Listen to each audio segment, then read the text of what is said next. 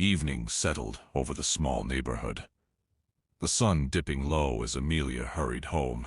At just 29, she bore the weight of 2 jobs, overdue bills, and the endless demands of motherhood. Yet through every burden, one truth remained unshaken: her love for her 6-year-old son, Leo. On her way home, Amelia noticed a man sitting quietly outside a shuttered bookstore. His clothes were worn, his face shadowed by days of struggle, yet his posture, his gaze, carried a refinement that did not belong to the streets. His name, as she would come to know, was Daniel. Despite her own hardships, Amelia found herself offering what little she had. A meal meant for her became an act of kindness for him, and in that moment, a simple gesture bridged 2 lonely worlds. For Daniel, it was the first taste of compassion he had felt in years. In the days that followed, Daniel became a quiet presence in their lives, carrying groceries, fixing what was broken, keeping a child entertained with laughter. And though his past remained hidden, Amelia could not deny the warmth he brought into her small home. Yet in the stillness of night, whispers of another life clung to him. In the tone of phone calls he tried to hide. Trust does not bloom in an instant, but slowly, Amelia's walls began to soften. Leo's innocent heart embraced Daniel as family, and even Amelia found comfort in his steady reassurance. In Daniel's presence, she felt something she had long forgotten: hope. Life with Daniel had begun to feel almost natural. But in a small town, whispers travel faster than truth. Neighbors warned, doubt crept in, and soon Amelia saw things she could not ignore. The sharp command in Daniel's voice during a midnight call was nothing like the man she thought she knew.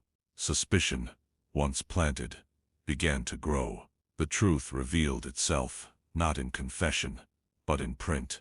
A magazine left behind in the diner showed him, not as a drifter, but as Daniel Croswell, a billionaire CEO, whose disappearance puzzled the world. In that instant, the stranger she had trusted became a man she no longer recognized. Her heart was a storm as she confronted him, and though his words pleaded honesty, that he had sought a life without masks, without wealth, the betrayal cut too deep. To Amelia, every kindness now felt like deception, and with tears in her eyes, she asked him to leave. The days that followed were heavy with silence.